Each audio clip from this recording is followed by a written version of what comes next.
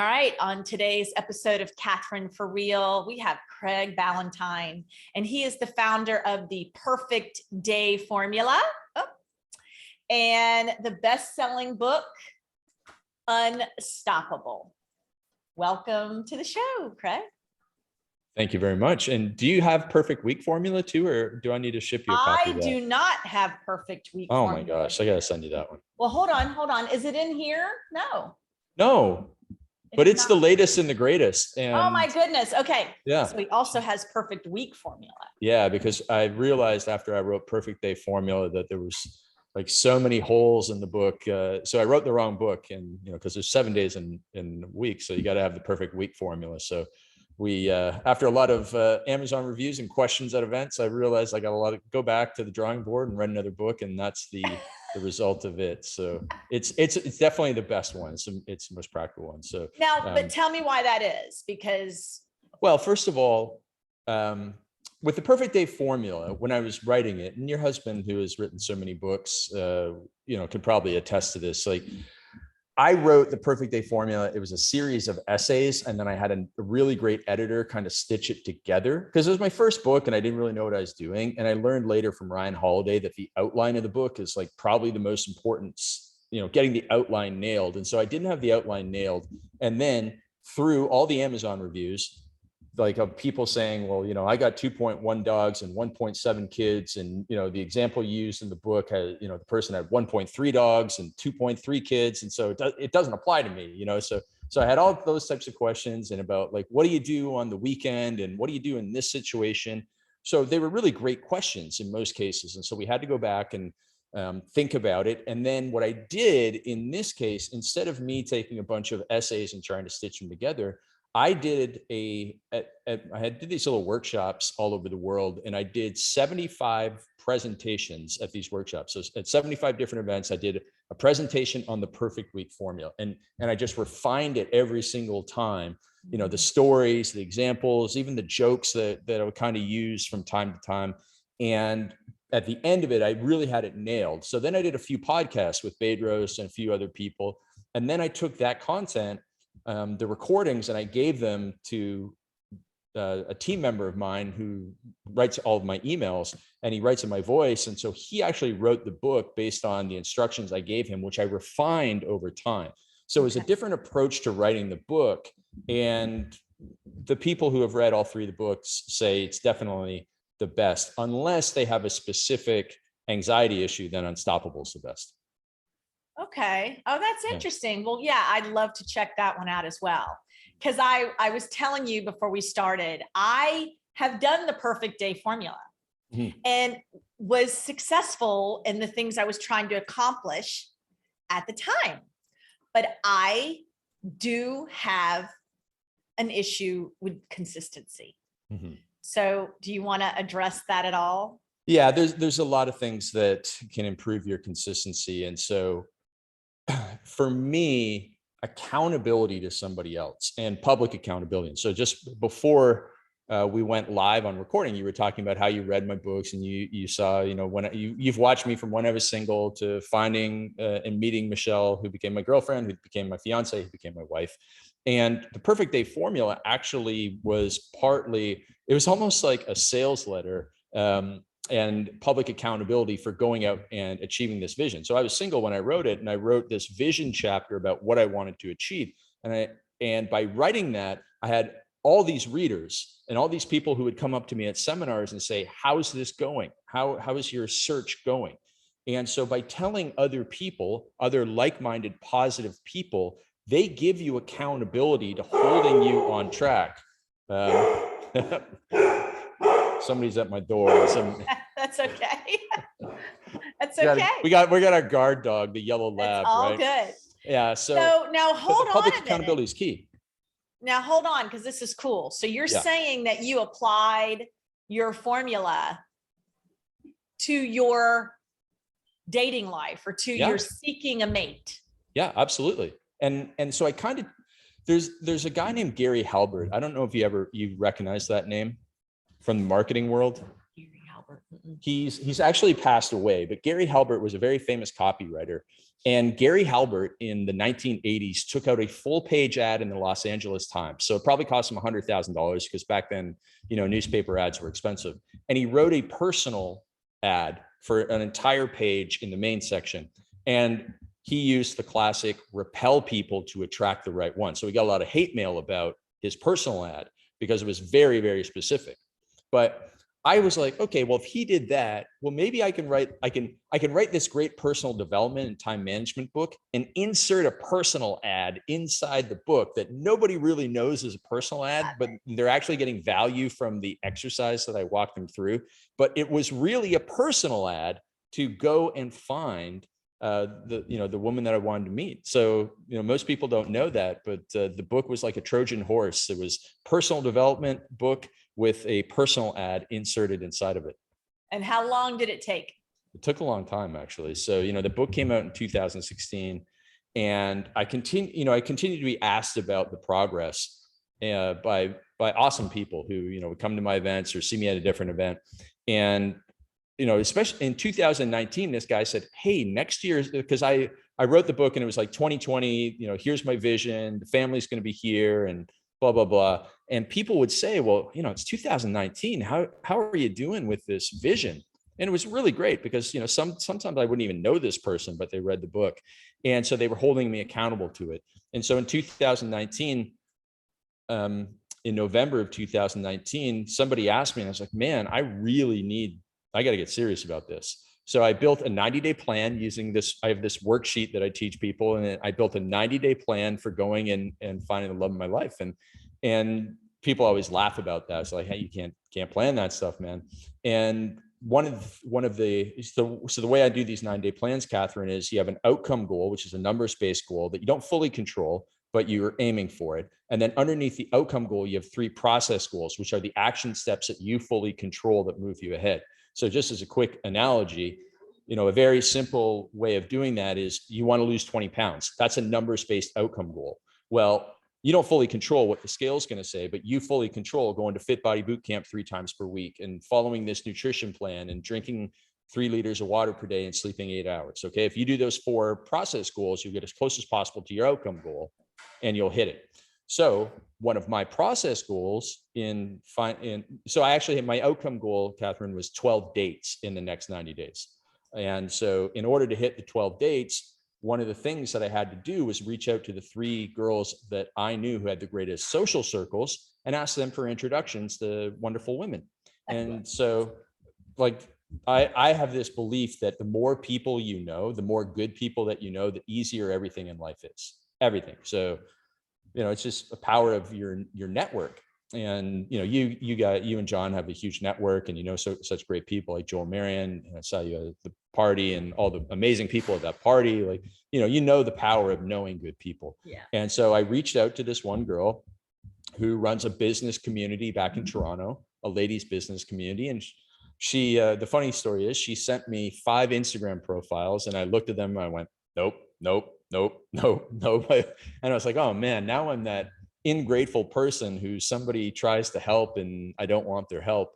So I thought, well, what's the logical thing to do here? Oh, I know. I'll go and look through all the people that she follows and see if I find anybody that I want to meet. Oh, that's good. Yeah. So I got through 30, I just scrolled through, I don't even think I scrolled down. I just saw this one tiny little circle. And I clicked on this, something attracted me to this woman in this tiny little circle. And I said, hey, how come you didn't introduce me to this woman, Michelle? And she said, well, Michelle doesn't live in Toronto anymore, which is where I was living at the time. She moved back to Vancouver. And I said, well, I still want the introduction. And that was less than 30 days after I made that 90-day plan.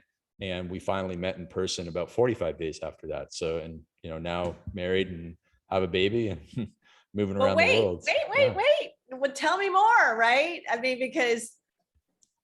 Well, yeah, it's kind of even funnier because the day that we got introduced, so we got introduced on Instagram, and the day that we got introduced was the day after I had my second hair transplant. So I've had 2 hair transplants and they're amazing. And they have been they're fantastic. They've been absolutely worth it. But when you get a hair transplant, Catherine, on the first day, it looks like you have had about 1,000 units of Botox pumped into your head. It's like really big and you can't get any wrinkles at all. And so I made that joke in my Instagram, and Michelle loves a good Botox. And so she laughed at the joke, and we started chatting from that in just on Instagram direct messages. And we chatted for about 2 weeks. And then she said, when are you coming to Vancouver? And I said, well, next week, I'll come next week. And so I just, we success, love, speed is one of my favorite sayings. And so moved on. Success, love, speed. Success, love, speed. Yeah.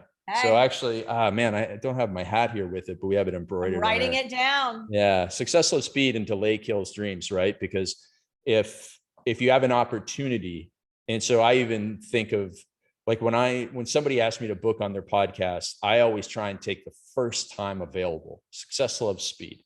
And, working on your most important tasks first thing in the morning. Success, love, speed. Delay kills deals in real estate and sales in most cases, and delay kills your dreams, right? So if you're just like, oh, I'll do it tomorrow, the procrastination, you in some cases you never get around to the thing. So even a minute of procrastination can kill your dreams. So success loves speed in most cases. The really successful people act fast. They really do act fast.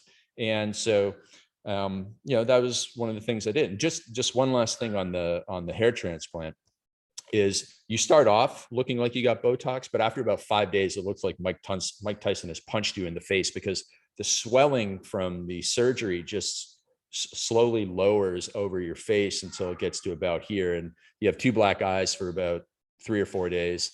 And then it's a fascinating procedure. That is fascinating. Yeah. I'm glad to know they have it, because that'll be happening to my son. Well, I'll tell you what, it was really worth it. And I have enough hair that I can go back and do one more if I have to.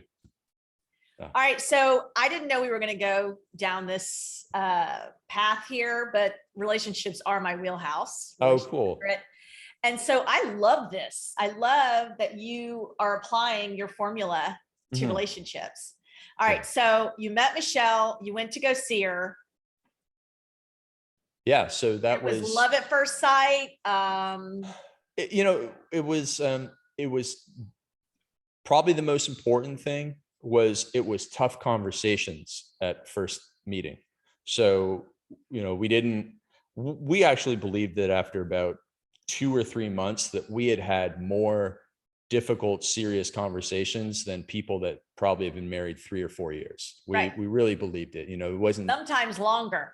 Yeah. I'm amazed yeah. that yeah. some people exactly. do not communicate. Yeah. Exactly. I'm sure my parents didn't have a great relationship, and I doubt they had any real conversations. Right. And so, we got to them pretty quick, and it accelerated the relationship in positive ways. And so we did that, and we started touring around on some of the events that I had, and it was right pre-COVID. And then on March 1st, I was going to move from Toronto to Vancouver, right.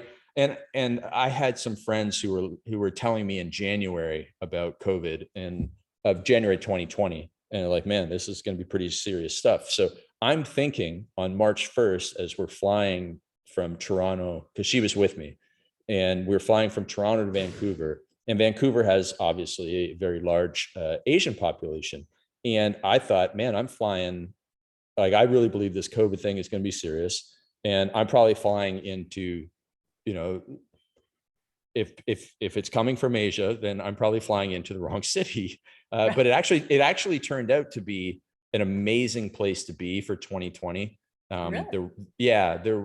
The gyms were shut down for about 6 weeks, and then everything was normal from then on after for about a year after that. So it was actually really wonderful. The weather in Vancouver was way better than the stereotypes of a lot of rain made it out to be. So it was amazing. And we were locked down together, which forced us to spend a lot of time together, and we enjoyed it.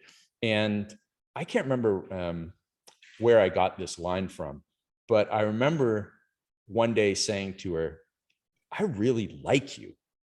I really like you. I absolutely loved hanging around with her, because I had never, even with my male friends, like an hour and a half, and listen, see you in 90 days from now, sort of thing. Yeah. But, we spent all our time together. We had a great time together, and weren't sick of each other. So it worked out really great. Obviously that really accelerates the relationship. We were on board on a lot of things, related to the state of the world then, the way the state of the world now. We were just on board with the same thing. And another thing in the relationship side, which I imagine you have a lot of experience with, is that people really need to get themselves right first. And we had both done a lot of difficult work on making ourselves right. So I talk a lot about all the stuff that I did in Unstoppable to overcome my anxiety and get my mind right. And, Michelle did all of this stuff on her own over the years. She's 14 years younger than me. So she figured herself out a lot earlier than I did. So she got herself right. And we met when we had done the work. And we also met after really thinking about who we wanted to meet. So yeah, she had a really good picture. I had a really good picture. There were a few surprises, in what it turned out to be, but it was really, really great. It was truly just fantastic, which allowed us to have an accelerated relationship. Start to finish, you met. How long until you got engaged? So it was November 22nd. We met on Instagram. It was December 10th-ish 7th that we met in person. And here's a funny fact. I had never had a coffee before I met Michelle. But now I drink coffee every day. Yeah, I know.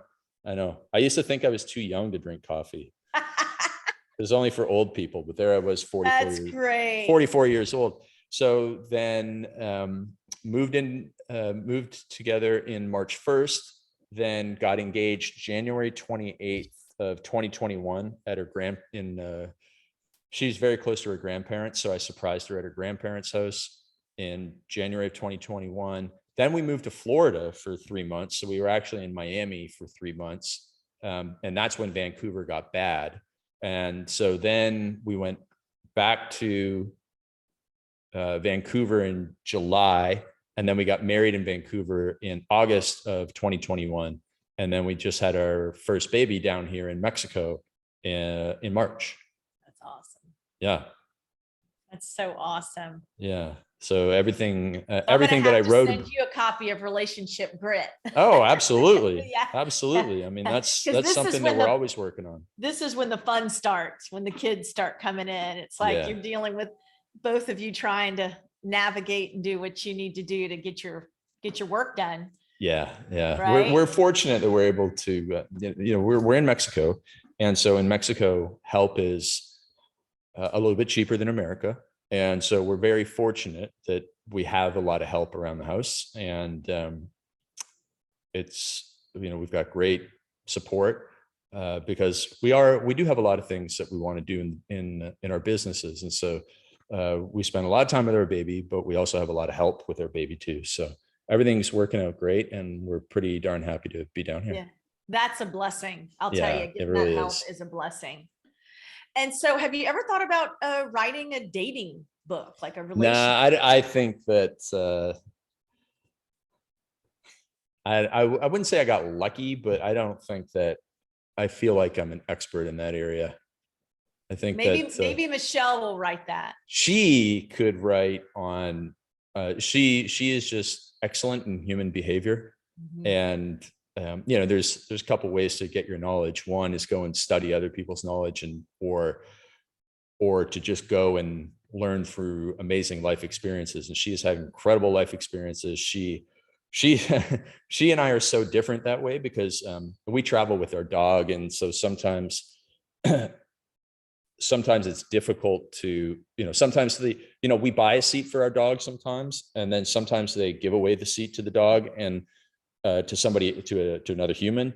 And I'm just like, well, we'll just like squish together. And she's like, no, we're going to go and talk to these people. I'm like, oh my gosh, no, I don't want to go and talk to these people. And so she's the type of person who she's been on this. I wasn't with her, but she was on a flight one time where there was a connection and she had to go through customs, and she was late. Like there was no way that any other human in the world could somehow get from the first flight to the second flight through customs and actually get on the plane. But not only did she do that, she got through customs onto the next plane, but somehow like gets upgraded into first class. Like there's like, you know, she's world class at persuasion and understanding human behavior. Whereas I'm first class at avoiding human confrontation. That's great. It's interpersonal skills, right? Unbelievable. Yeah. Unbelievable. And I tell my kids that all the time. You catch more bees with honey, you know, just be nice to people. You never know what they're going through. Right? Yeah. And that's the thing is like, you know, when you're at the airport, you might end up talking to like, you know, lady A behind this desk and then gentleman B behind this desk, and you're passed around. And each one of these people had, you know, this one time is just, we were in the Vancouver airport and we must have talked to 6 different people before we got on the flight. And she matched the energy. She matched the tonality. She totally understood the other person. And it was like like one of those masterclass.com sessions, live and in person, of interpersonal communication. And so it was really, really fascinating because it's so foreign to me and it's not something that I really lean into. So it was like going to the US Open and watching Serena Williams play tennis. You know, it was just really fascinating. It makes all the difference. You Yeah. know, it really does make such a difference when I mean, think about how many, those people are dealing with a lot of difficult people every day. So when they actually get someone to show up that can mirror them and have compassion, it goes a long way. Yeah, it really truly is.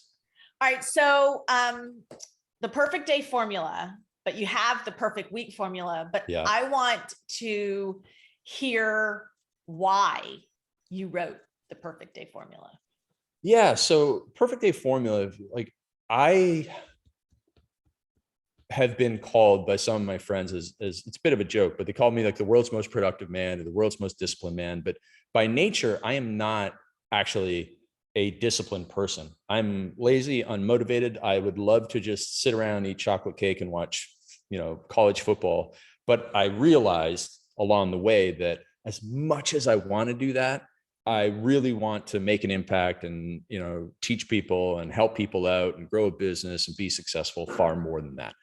So I started off as a personal trainer and I ended up with some anxiety issues along the way because I'm the opposite of Michelle. I'm very introverted. I keep all of my thoughts inside my head. I don't speak out. I didn't have any outlets for it. I was a binge drinker as a young man, all these things that really just kind of, contributed to the anxiety. And that's why I didn't drink caffeine for a long time, because I felt so sensitive to even a Coca-Cola, which has 50 milligrams of caffeine, that I couldn't have a Coca-Cola because it contributed to the anxiety. Now I can drink a Starbucks Grande and have no problem, because I built all these tools in my toolbox to overcome the anxiety. But I remember around the time I had my anxiety attacks, that one day I woke up in bed. It was 7:30 in the morning and I rolled over, and I had a BlackBerry at the time, and I started checking my email on my BlackBerry. And I recognized that this was going to lead to anxiety because, first of all, I'm a morning person and I want to work. I want to have an amazing breakfast. I want to go to the gym. I want to get a ton of stuff done all before noon. And here I am waking up at 7:30 in the morning and checking my email and getting lost in that rabbit hole. This is before even Facebook and all the other temptations that you have today. I realized that my day was not going to be a good day because I wasn't going to enjoy that morning and be productive in the morning. So I realized, okay, something has to change here. And I went and I call it joining the 5-minute club, because a lot of people are like, I got to join the 5 a.m. club. Now I joined the 5-minute club, which is I got up 5 minutes earlier the next day and I waited 5 minutes longer to check my email. So I had a window of 10 minutes and I didn't expand that the next day. No, I stuck with it for 7 days to get consistent. Just 10 minutes of focusing on my most important task immediately as soon as I got up. And then the next week I increased it to 20 minutes. So 5 minutes earlier. So hold on. All right. So when you say you focused on your most important task, would that be? That for me at the time was writing written sales pages or email copy to my email list. So back then I was in the fitness industry selling workout programs online. And my most important task, as I teach most business owners, is generally a revenue generating activity. It might be creating a sales script. It might be creating a slide deck. It might be writing a book chapter. It might be writing an email to your list. It's something that's going to generate revenue, usually pretty quickly. So not if you're looking at your phone first not thing in the looking morning. at your phone, no. And but that's what I was doing. And so I just continued to expand this week by week, 5 minutes earlier, 5 minutes later, until I checked. And eventually I got to the point where I was getting up at 5:30 in the morning and not checking my email till about 9:30. Now, I then, as my business grew, I moved into more of a manager type position where you can't really not check your phone and your email if you're managing team members till, I actually got to the point where I only checked email 3 days a week, but you just can't do that. I had a lot of anxiety on the days that I wasn't checking my email. I really wanted to check it, but I got to the point where I wasn't. And so, but these days, because I did that and because I didn't respond to people, I have an entire training on how to have inbox zero and how to reduce the number of emails that you get. But I don't get a lot of email these days. There are days where it's like, wow, I wish somebody would email me, but I just don't get a lot because I put all these systems into place. So, but going back to why I wrote the Perfect Day Formula is because I realized that by using the additional systems, that wasn't the only system that I built, but I built a whole bunch of systems around building habits and being productive and protecting your time and all of this stuff, that you could use the Perfect Day Formula. And even though the examples in the book tend to be around getting up a little bit earlier, not crazy earlier, but a little bit earlier, it can be applied to people that get up at any time of day. For example, our mutual friend, Joel Marion. So Joel Marion, whose birthday party you went to, is probably the most insane birthday party you've ever gone to. Amazing. I don't want to make you feel too bad for not being able to go. Right. It was a 3-day birthday party at his expense. Over the top. Yeah, it completely over the top. That's the only way Joel does things. And so he and I have been really good friends for 12 years now. I spent so much time at his house in Florida, his houses in Florida, that his kids said that was Uncle Craig's room. And there was this one room. But Joel and I couldn't be more different in our schedules. And so I would get up really early in the morning at 4 o'clock and I'd start working on my business. I would go into his office, which was giant. And he had a desk for me in addition to his own desk. And I would start sitting there. But he worked from 10 p.m. till 4 a.m. Right. And so when I went into the office, he saw that as the sign to get up and go to bed. And I don't know if you ever watched Looney Tunes cartoons when you were a kid, but if you ever remember that sheepdog episode where it's like the one sheepdog is punching in and the other sheepdog is punching out, like that's how I felt Joel and I we were like the sheepdogs punching in and out at different times, the shift changeover. But Joel used the principles of the Perfect Day Formula to build a big business between the hours of 10 p.m. and 4 a.m. And from that, I got this belief, this saying, where it's not about the hour that you get up, but about what you do with the hours that you are up. It's not about the hour that you get up. It's about what you do with the hours that you are up. So listen, 5 a.m. club, it's cool, but that is not necessary nor sufficient for success. Elon Musk gets up at 7 o'clock in the morning. He's not in the 5 a.m. club. You could say he's a pretty successful guy. So again, just because you are in that club doesn't guarantee anything. And I know a lot of struggling people who are in the 5 a.m. club. So just don't get hung up on what time you get up. That's not, the competition is not about what time we get up. The competition is about, the outcome is about what we do with our time. And that's why I wrote the Perfect Day Formula. Okay. So what do? You said you do masterminds. So did you take this principle, this formula, and start doing masterminds with that?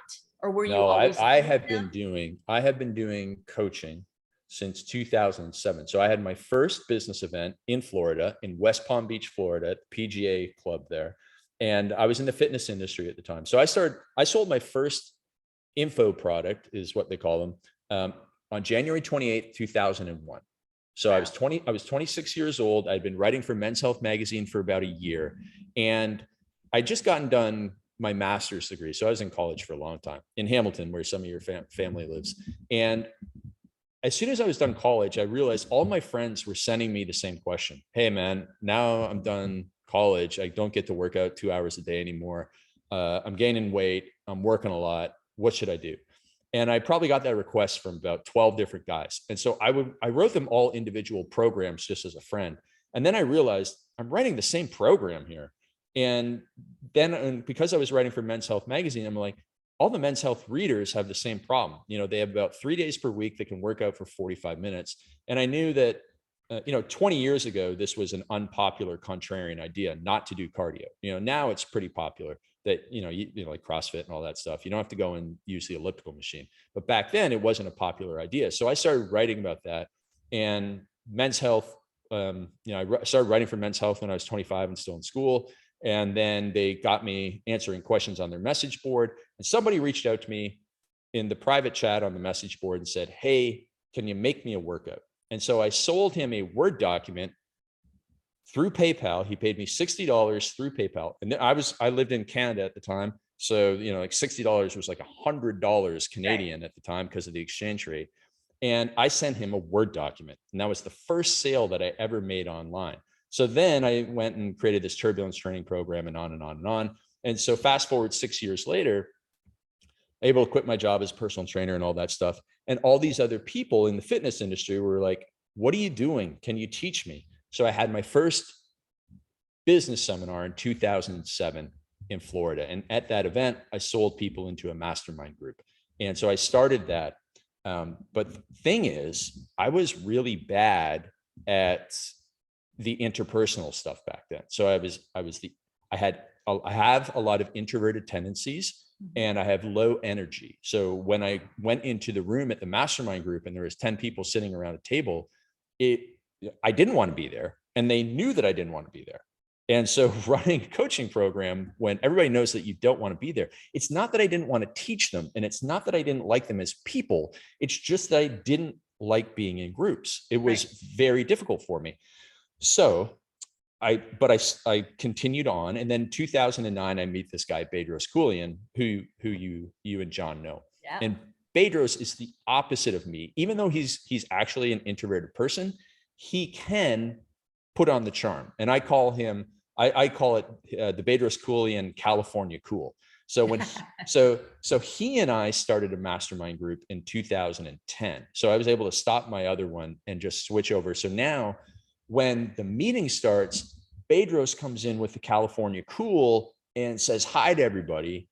And I just, at first I just slid into my seat and waited until the official stuff started. But over the years, I watched him and I, just through osmosis, that's his phrase, through osmosis, I developed his characteristics. Because on the flip side, when he met me, he was an undisciplined person. And he wrote in his book, Man Up, he dedicates 2 pages to me and how he, through osmosis, became disciplined by watching me over 10 years. And I became more energetic and more extroverted, more of a people person through osmosis by hanging around him for 10 years. And so we ran that mastermind till about 2015. Then we started a different one for higher level businesses. And we ran that till about 2019. And then I just told him, dude, you're too busy. You got way too many things going on. We don't, he was like, but I hold this so that you and I can hang out. I'm like, well, we can hang out other ways. So then I went back to running my own mastermind because I had built the skill that was missing, the interpersonal skills.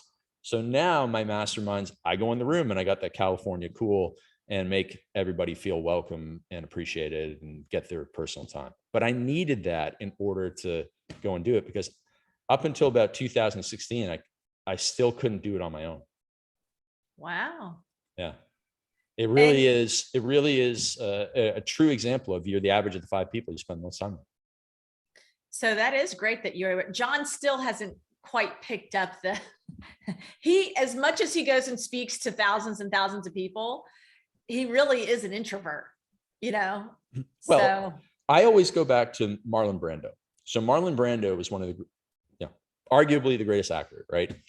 Marlon Brando was a severe introvert. I mean, this is a man who at the end of his career moved to an island in the middle of the South. Right. Right. And people, so when people meet an actor who is not like high energy, like The Rock, they can't comprehend it, because like, but I just watched you in this movie and you were like really nice and high energy and funny. And I meet you in person and you don't want to give me an autograph. Well, that's why it's called acting, you know? And so you go on stage and you are delivering a performance. So when I say I couldn't hold a mastermind on my own until 2016, I could deliver a great presentation on stage by 2011. Mm-hmm. But that was a performance and it was totally different. And I could deliver a performance for a certain amount of time in group settings.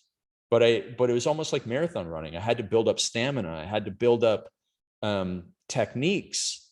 And by that, I mean, like, I actually don't like people asking me a lot of questions and stuff like when you get peppered with questions at events, I'm like, whoa, just slow down, stop asking me so many things. So I actually had to develop techniques for answering in a way that, and I know this sounds horrible. People are like, man, this guy's a real weirdo. I had to develop a answer that gave me time to think about my real answer. And so my friend, I have a friend named Alan Cosgrove in the fitness industry, and he's Scottish. And so anytime you ask him a question or say something to him, he goes, yeah. And then he answers the question. And so I actually stole that from him for a while. And then there's this other guy that I used to go and watch at these marketing events, a guy named Bill Glazer, who was partners with Dan Kennedy. And every time somebody asked Bill Glazer a question, every time he would start by saying, well, you know, and then he gave the answer. And so I don't know if it was like just like a nervous tick that he had, or he was actually like buying time to think about the answer or to collect himself, because he didn't like being asked questions either. So it was just all these techniques and stamina in order to do that sort of stuff. But I know another guy, last story here, I promise. Another guy named John Berardi, John Berardi is very famous in the fitness world. He sold his business for a lot of money, Precision Nutrition. It's a huge coaching program. And when John spoke at events, he told me this on an interview, so public interview, so I don't mind sharing. He had to go back into his room and turn all the lights off and lie on the bed. Wow. Because there was too much stimulus. And I feel that way in real life. Like if there's too much stimulus, because as a person with introverted tendencies, there's a lot of conversations already going on in here. And so when there's loud noises, like I've already got 3 conversations going on in here, and now loud noises and other conversations, it's just too much sometimes. And so for people who don't understand introverted type people, hopefully those explanations help you understand why we need a little bit of space, because we already have a lot of inputs in our head. And when we're in extroverted type places, it's an overwhelming abundance of stimulus. And we just need to be stimulus free for a bit to filter all of it and kind of like clear our mind and reset so that we can come back out, because it's way above our baseline. We just can't handle it. I love that you're saying this, because you're explaining my son. Like, there are times when we're out as a family and I'm an extreme extrovert. John's an introverted extrovert. My daughter's also an extrovert like me. Uh-huh. And then we have our son, who's like the quiet one. You probably don't see him a lot on our social media. He doesn't like being on camera, when people come to the house. And so sometimes he can come across like he doesn't like people, or that that's what people used to say about me all the time. Yeah. Or that he's being rude. And it's not that at all. He just gets to the point where I would have to almost coach him like, hey, so-and-so's getting ready to come over. You just make sure you look him in the eye, acknowledge him, and then you can go back to your room. Man, I was still getting that 5 years ago. Yeah. Yeah. So that's why and I'm so excited. That's kind of how I reached out to you. I saw one of the things you posted, because he always says also, I need a girlfriend. I want a girlfriend. So, and so, well, so what I did was I wrote the sales letter. I have another friend, and so it goes back all the way, we were talking about consistency. I have another friend of mine, a guy named Xander Fryer, who was friends with Joel, but he wasn't at the birthday party. And Xander is a really amazing young man. I really, truly believe he's like the next Tony Robbins. He's so high energy, so smart in personal development. But he came to one of my coaching things and said, my goal is to meet an amazing woman. And my coaching clients, what they do is they respond to weekly accountability emails. And I saw him, like, Xander goes above and beyond for all of his friends. If his friend is hurting, he'll go and, fly across the country to spend time with them. And I saw him doing all these things. I said, hey, this is awesome. You're a real nice guy. You're really helping your friends, but you're not doing anything towards get this goal of finding this woman. And he goes, so what should I do? And I go, public accountability. He goes, so what do you mean? I go, you have to tell the world what you want to achieve. And good people will actually go out of their way to help you. And he's like, okay. So he did a Facebook Live to his Facebook group of 2,000 coaches. So he's a coach of coaches, and he had 2,000 people in this Facebook group. And in September of 2018, I think, maybe it's 17, he does this Facebook Live, and he says, before December 31st, in 4 months, I'm going to find an amazing woman. And half the people were like, no, you can't do that. You can't force love and all that sort of stuff. And the other half were like, I want you to meet my niece. I want you to meet my friend. And so we got all these introductions, and none of them worked out. But then this one girl from Australia, he lives in California. This one girl from Australia reached out and said, and this is like really, really weird. Obviously, I don't do this all the time, but I love your energy. I saw your video. And they had 2 Zoom dates, and then they met in person 3 days before December 31st. And they're, it was one of those, dates that turned into a 4-day date, and, they're married now. And yeah, it's an amazing story. I love to tell it because I was kind of like involved in it, but it was the public accountability. And so if you go back to so that's the thing, is like, you got to tell good people what you want to achieve, and then they will go out of their way, because good people can't help it. So like, if somebody came up to you and John and said, hey, I know we're in a tough spot, we're losing our house, or, we're I think I'm going to get laid off from my job. Your brain would just start thinking of, who can I connect that person with so that, they can do a job interview. And you wouldn't even consciously think it. Your subconscious would do it, because you're a good person, and good people like to solve people's problems. Right. So by your son telling good people, and again, it has to be good people, because you tell the wrong person and they can get into your head negatively. But if you tell the right people, they do go out of their way. And so that's why I asked my friend Vanessa, who's a good person, to introduce me to good people. Because again, the more people you know, the easier it is to solve the problems. So that's certainly where I recommend starting. And another phrase that I used for myself, it didn't turn out for me, but another phrase that I always was acting on was, put your butt where your heart put your butt where your heart needs to be. And so what that means is, at least I think that's the right phrase, is if you want to find a certain type of person, you got to go and put your butt in the events and social circles in the community where that person's going to be, right? Like, you're not going to, if you want to find a woman of strong faith, and who's, has got a steady job, and, is conservative or liberal or whatever it is that you want, you go to a place where that person's going to be. You don't go to football games. You don't go to Vegas. You go to where that person is going to be, and you meet people in that community. So it's difficult when meeting people in general is not, necessarily at the top of his, core strengths. It's not a strength finder strength, meeting people, but that's, those are some of the things you have to do. And then one last thing I'll say on the consistency part is, I'm not a big fan of watching video, but I have a course that I had to go through for the benefit of the people in my business. I had to watch this course because the information in this course would help me help the business. And so I said, we actually, in our team meetings, everybody had to come up with a 21-day habit challenge for themselves and report on it every week.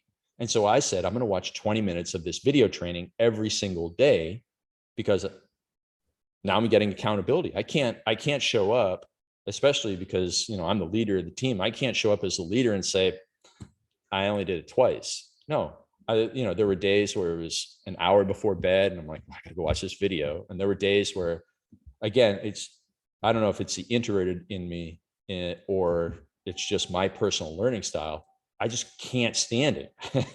I can't stand audio. I can't stand video, but I forced myself to do it because that was the only way I could consume the content.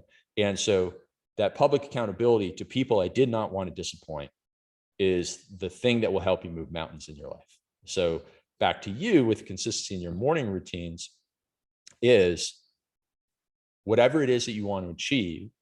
You've got this audience. You got to go to your audience and say, for the next 21 days, next 30 days, this is what I'm going to do. You're going to hold me accountable. I'm going to show up every single day with a video after I've done the thing that I want to do. And I'm going to tell you it. It's just like that 75 hard is such a popular thing because there's so much built-in accountability. And, I was going to say that when you were telling me about the 20 minutes, because I remember, oh my gosh, I still have to read. And it would be, right. And I just met Andy, you want to cross off that number on that thing. I mean, it's really a movement. I've upset him because I don't like it because I don't think that to actually become disciplined, I probably shouldn't even say this, but I don't think that if you want to improve personal discipline, that doing a random set of things, or you want to improve in one area of life, like doing a random set of things is not the fastest way to get the improvement. Like if I could do all those things, but the most important thing was for me to watch the 20 minutes of video, all those other things kind of get in the way of me watching the 20 minutes of video. But that makes sense. But I think that it is such a good thing that I shouldn't quibble with something that is improving so many people's lives. And I learned that the hard way. So that's all I'll say. I got you there. I don't mean to disrespect him or any person that has done it, because I've seen the change that it has done for so many people. Right. No, just the discipline part, I think for some people with the fitness is what I've seen.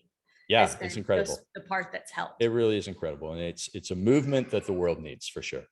Now, you didn't touch on this. I was trying to get you there. So I'm going to ask you because you talk about that you were in the hospital, like you. Oh, yeah. Yeah. So, don't cry for me. This was all self-induced. And the funny thing is that it was the lowest point in my life. Going to the emergency room twice after binge drinking weekends where I put a lot of physical stress on my body, which combined with the mental stress of being an introvert and keeping all my thoughts inside, my anxiety engine rev. And I use the phrase, your wheels spin, your mind races, and your anxiety engine revs when you keep everything inside. I had no outlets. I didn't journal. I didn't do meditation. I didn't, it was all my problems were in my head. All these conversations were going on in my head. There was no outlet. I was a young man, and young men didn't talk about stuff. And so aside from exercise, I had no outlet. And all that stuff built up. And it's like, the more you push something down, the greater the explosion. Mm-hmm. So I went to the emergency room twice. I walked in, said I was having a heart attack twice, 29 years old, very embarrassing, very low point in my life, especially because I was hypocritical because that was Saturday night, I would drink all night. Sunday, I had the anxiety attack. And then Monday, I'm writing for Men's Health Magazine. And, I knew when I'm writing for Men's Health Magazine, I'm like, oh my gosh, if people knew how many beers I drank on Saturday night, they would toss me out of here, rightfully so.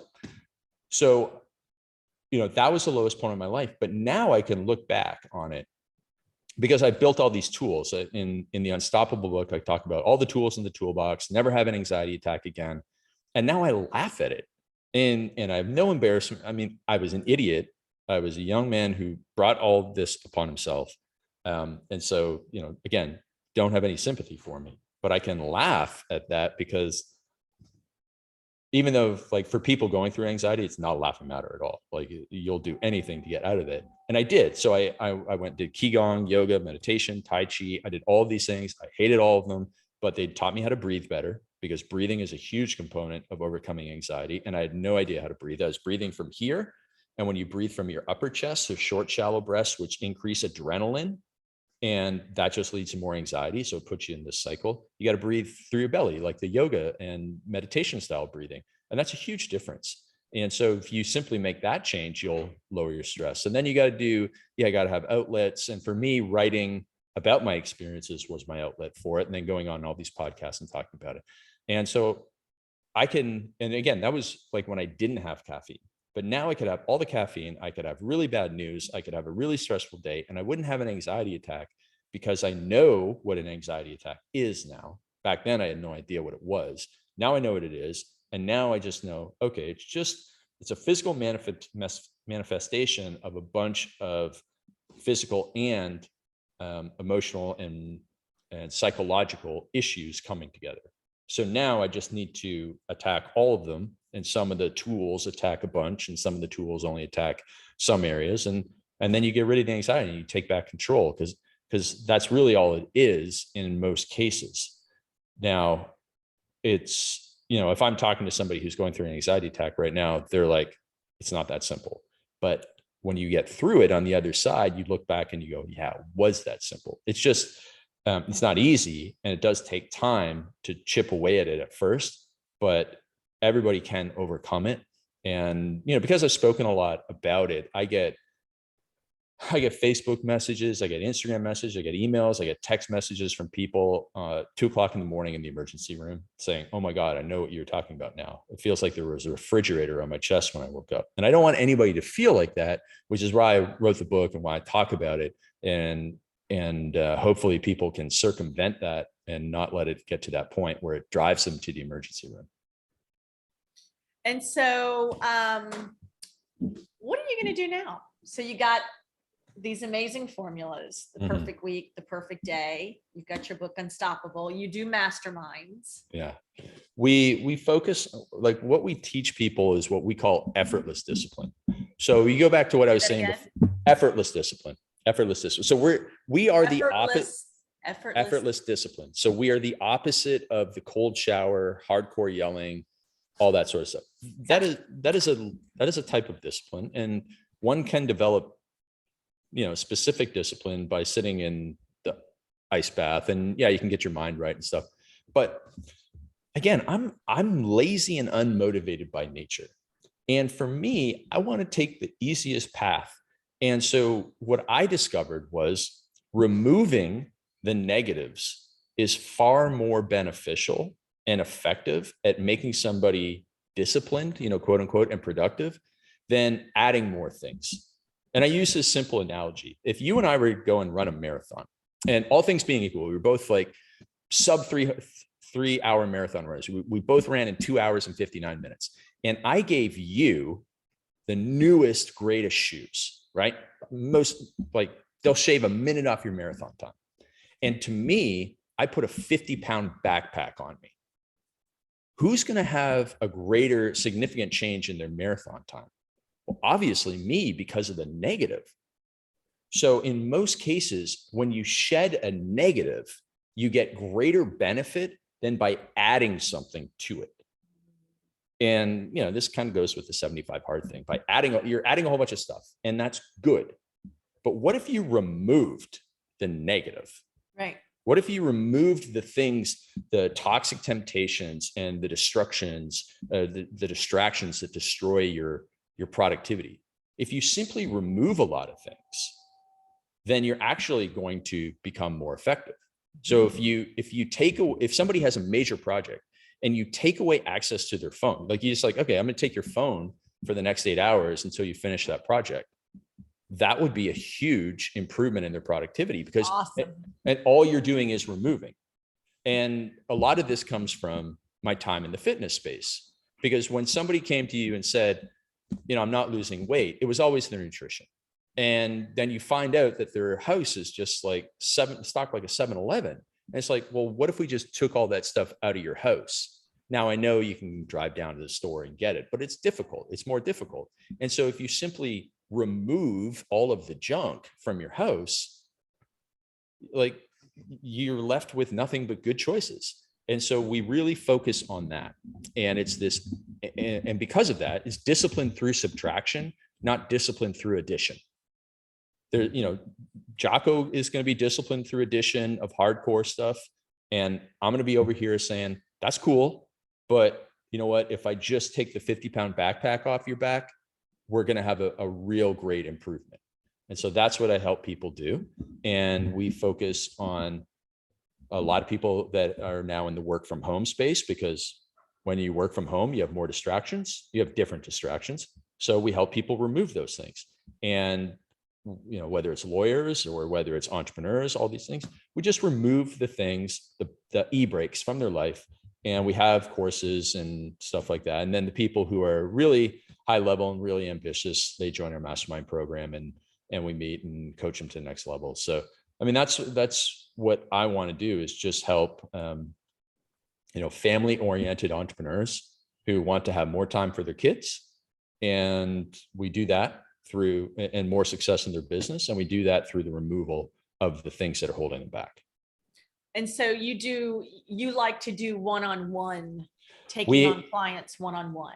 Yeah. So we have different levels. So we have multiple coaches in our business, kind of like Tony Robbins coaching. You know, there's a Tony Robbins certified coach. So we have coaches for different levels. I do a little bit of coaching, but I'm trying to do less coaching. And then we also have, but I still work with like CEOs of, you know, 10, 20 million, $50 million companies, stuff like that.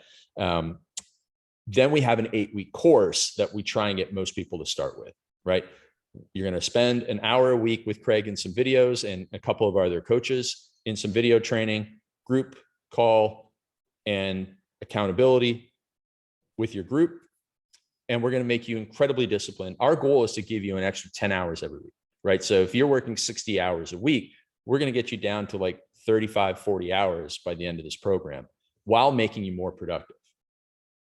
So you're going to get more done in 35 hours than you did in 60 hours. And we do that all the time.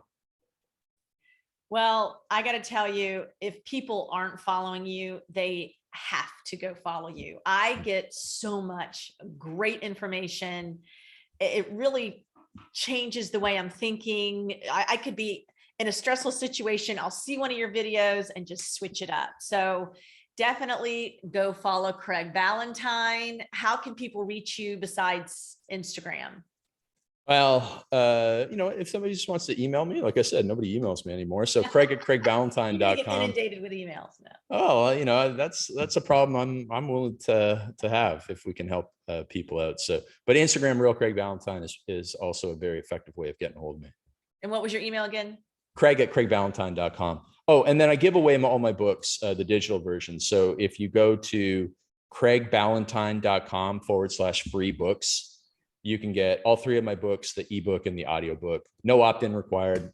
I wrote my books for them to be read. And so would love people to take a look at them. That's awesome. Thank you so much. Thank you. No problem. Always great talking to you. This was good stuff. Exactly what I needed to hear. Good. All right.